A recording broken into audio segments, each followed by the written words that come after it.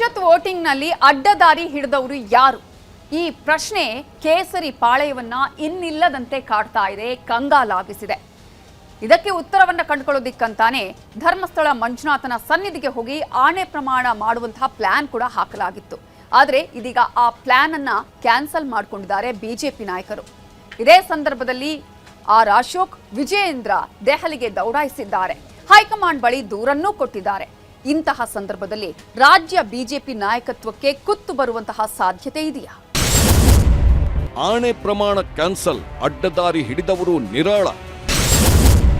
ಮಂಜುನಾಥನ ಸನ್ನಿಧಿಯಲ್ಲಿ ಶಾಸಕಾಂಗ ಪಕ್ಷದ ಸಭೆಯೇ ರದ್ದು. ಅಡ್ಡ ಮತದಾನ ಆಗಿದೆ. ಬಿಜೆಪಿಗೆ ಮುಜುಗರವಾಗಿದೆ.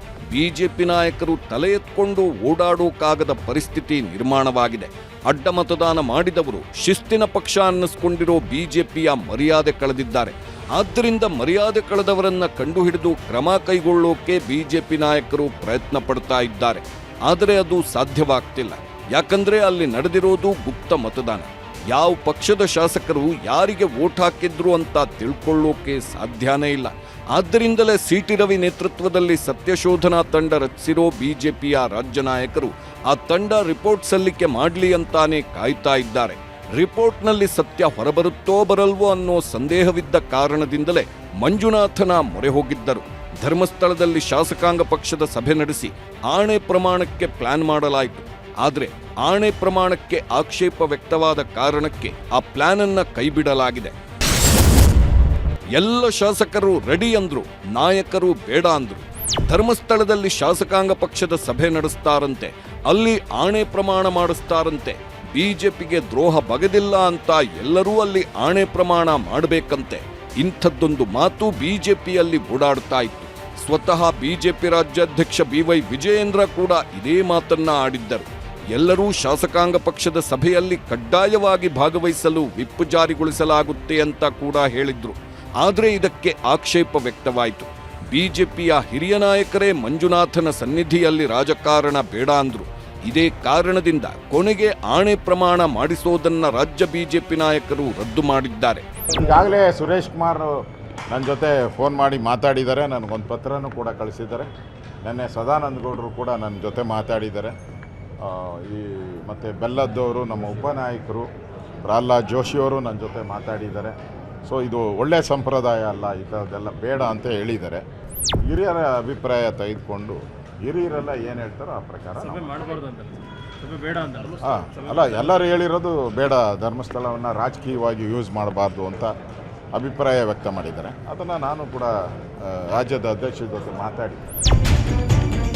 ಧರ್ಮಸ್ಥಳದಲ್ಲಿ ಆಣೆ ಪ್ರಮಾಣ ಮಾಡುವುದನ್ನ ಬಿಜೆಪಿ ನಾಯಕರು ಕ್ಯಾನ್ಸಲ್ ಮಾಡಿದ್ದಾರೆ. ಇದರಿಂದ ಅಡ್ಡ ಮತದಾನ ಮಾಡಿ ಬಚ್ಚಿಟ್ಟುಕೊಂಡವರು ಸ್ವಲ್ಪ ಮಟ್ಟಿಗೆ ರಿಲೀಫ್ ಆಗಿದ್ದಾರೆ. ಆದರೆ ಧರ್ಮಸ್ಥಳದಲ್ಲಿ ಆಣೆ ಪ್ರಮಾಣ ಮಾಡುವುದನ್ನು ರದ್ದು ಮಾಡುವುದಕ್ಕೆ ಕೆಲವೊಂದು ಕಾರಣಗಳಿವೆ. ಆಣೆ ಪ್ರಮಾಣ ಅಷ್ಟೇನೂ ಪರಿಣಾಮ ಬೀರಲ್ಲ. ಇದರಿಂದ ಅಡ್ಡಮತ ಹಾಕಿದವರ ಪತ್ತೆ ಕಷ್ಟವಾಗಲಿದೆ. ಅಡ್ಡ ಮತದಾನ ಮಾಡಿದವರು ಆಣೆ ಮಾಡಬಹುದು. ಇದರಿಂದ ಧರ್ಮಸ್ಥಳದ ಪಾವಿತ್ರ್ಯತೆಗೆ ಧಕ್ಕೆ ಉಂಟಾಗಬಹುದು. ಧರ್ಮಸ್ಥಳವನ್ನ ರಾಜಕೀಯಕ್ಕೆ ಬಳಸಬಾರದು. ಬಿಜೆಪಿ ಬಿರುಕು ಮತ್ತಷ್ಟು ಜಗಜ್ಜಾಹೀರಾಗುತ್ತೆ. ಸತ್ಯಶೋಧನಾ ವರದಿ ಬಂದ ಮೇಲೆ ಕ್ರಮ ತಗೊಳ್ಬಹುದು. ಇದೇ ಕಾರಣಕ್ಕೆ ಆಣೆ ಪ್ರಮಾಣ ರದ್ದು ಮಾಡಲಾಗಿದೆ. 2011ರಲ್ಲಿ ಧರ್ಮಸ್ಥಳದಲ್ಲೂ ಆಣೆ ಪ್ರಮಾಣ ಚರ್ಚೆ. BSY HDK ಸವಾಲ್, ಭಕ್ತ ವಲಯದಲ್ಲಿ ತೀವ್ರ ಅಸಮಾಧಾನ. ಧರ್ಮಸ್ಥಳದ ಮಂಜುನಾಥ ಸ್ವಾಮಿ ರಾಜ್ಯದ ಬಹುಜನರ ಆರಾಧ್ಯ ದೈವ. 2011ರಲ್ಲಿ ಧರ್ಮಸ್ಥಳದ ಆಣೆ ಪ್ರಮಾಣದ ವಿಚಾರದಲ್ಲಿ ಭಾರೀ ಚರ್ಚೆ ಆಗಿತ್ತು. ಅಂದಿನ ಸಿಎಂ ಯಡಿಯೂರಪ್ಪ ಮತ್ತು ಕುಮಾರಸ್ವಾಮಿ ಮಧ್ಯೆ ಸಂಘರ್ಷ ನಡೆದಿದ್ದು, ಧರ್ಮಸ್ಥಳದಲ್ಲಿ ಆಣೆ ಪ್ರಮಾಣ ವಿಚಾರದಲ್ಲಿ ಸವಾಲು ಪ್ರತಿ ಸವಾಲು ಹಾಕಿದ್ದರು. ಇಬ್ಬರು ನಾಯಕರು ಆಣೆ ಪ್ರಮಾಣ ಮಾಡಲು ಸಜ್ಜಾಗಿದ್ದು, ಇಬ್ಬರ ನಡೆಗೆ ಸಾರ್ವಜನಿಕ ಹಾಗೂ ಭಕ್ತ ವಲಯದಲ್ಲಿ ತೀವ್ರ ಅಸಮಾಧಾನ ವ್ಯಕ್ತವಾಗಿತ್ತು. ನಾಯಕರು ಧರ್ಮಸ್ಥಳಕ್ಕೆ ಬಂದರೂ ಆಣೆ ಪ್ರಮಾಣ ನಡೆದಿರಲಿಲ್ಲ. ಈಗ ಮತ್ತೆ ಅದೇ ಪರಿಪಾಠ ಮುಂದುವರೆದ್ರೆ ಜನರಿಂದ ವಿರೋಧದ ಸಾಧ್ಯತೆ ಇರೋದ್ರಿಂದ ಆಣೆ ಪ್ರಮಾಣ ಕೈಬಿಡಲಾಗಿದೆ. ದಿಲ್ಲಿಗೆ BYV ಆರ್ ಅಶೋಕ್, ಅಡ್ಡದಾರಿ ಹಿಡಿದವರ ವಿರುದ್ಧ ದೂರು. ಬಿಜೆಪಿ ಒಳಗೆ ಅಡ್ಡ ಮತದಾನ ಸಖತ್ ಎಫೆಕ್ಟ್ ಬೀರಿದೆ. ಹೈಕಮಾಂಡ್ ಮಟ್ಟದಲ್ಲಿ ತೀವ್ರ ಅಸಮಾಧಾನ ಮೂಡಿಸಿದೆ. ಆದ್ದರಿಂದಾನೇ BY ವಿಜಯೇಂದ್ರ ಮತ್ತು ಆರ್ ಅಶೋಕ್ ಇಬ್ಬರನ್ನು ಕೂಡ ದಿಲ್ಲಿಗೆ ಹೈಕಮಾಂಡ್ ಕರೆದಿದೆ. ಇಬ್ಬರೂ ಕೂಡ ದಿಲ್ಲಿಗೆ ಹೋಗಿದ್ದು ಕೇಸರಿ ಹೈಕಮಾಂಡ್ ಬಳಿ ಪ್ರಾಥಮಿಕ ಚರ್ಚೆಯನ್ನ ನಡೆಸಿದ್ದಾರೆ.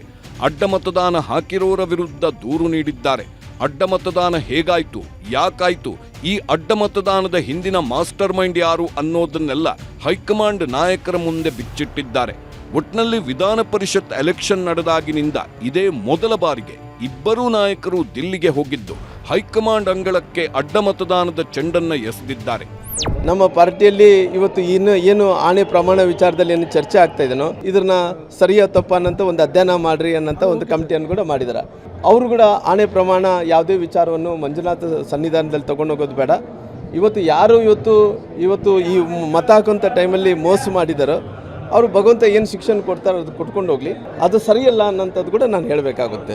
ಇವತ್ತು ಯಾವುದೇ ರೀತಿಯಲ್ಲೂ ಕೂಡ ನಮಗೆ ಹಿಂದೂಗಳಿಗೆ ಒಂದು ಶ್ರದ್ಧಾ ಕೇಂದ್ರ ಆಗಿರೋ ಕಾರಣ ಅಲ್ಲಿ ಮಾಡೋದ್ರಿಂದ ಅದು ಸರಿಯಲ್ಲ. ಅದು ಮುಂದಕ್ಕೆ ಏನು ಪಾರ್ಟಿ ಚೌಕಟ್ಟದಲ್ಲಿ ನಾವೇನು ಚರ್ಚೆ ಮಾಡಬೇಕು, ನಮಗೆ ಕೂಡ ಗೊತ್ತಿದೆ ಯಾರ್ಯಾರು ಹಾಕಿಲ್ಲ ಯಾರ್ಯಾರು ಹಾಕಿದ್ದಾನೆ ಅಂತ ವಿಚಾರವನ್ನು ಬಹಿರಂಗವಾಗಿ ಮಾಧ್ಯಮಗಳ ಜೊತೆಲಿ ಮಾತಾಡೋದು ಬೇಡ. ಅದು ಮುಂದಕ್ಕೆ ನಾನು ಯಾವ ರೀತಿಯಲ್ಲಿ ಪಾರ್ಟಿ ಚೌಕಟ್ಟಲ್ಲಿ ಚರ್ಚೆ ಮಾಡಬೇಕು ಆ ಚೌಕಟ್ಟಲ್ಲಿ ಚರ್ಚೆ ಮಾಡೋಂಥ ಕೆಲಸ ಮಾಡ್ತೀನಿ. ಸತ್ಯಶೋಧನಾ ವರದಿ ನಂತರ ದಿಲ್ಲಿಯಲ್ಲಿ ಮತ್ತೊಂದು ಆಟ. ಈಗ ದಿಲ್ಲಿಯಲ್ಲಿ ನಡೆದಿರೋದು ಪ್ರಾಥಮಿಕ ಚರ್ಚೆಯಷ್ಟೇ. ಆದರೆ ನಿಜವಾದ ಚರ್ಚೆ ನಡೆಯೋದು ಸತ್ಯಶೋಧನಾ ತಂಡ ವರದಿಯನ್ನ ನೀಡಿದ ಮೇಲೆ. ಹೌದು, ಕೆಲವೇ ದಿನಗಳಲ್ಲಿ ಸಿಟಿ ರವಿ ನೇತೃತ್ವದ ತಂಡ ಅಡ್ಡ ಮತದಾನ ಮಾಡಿದ್ದವರ ಕುರಿತ ವರದಿ ನೀಡಲಿದೆ.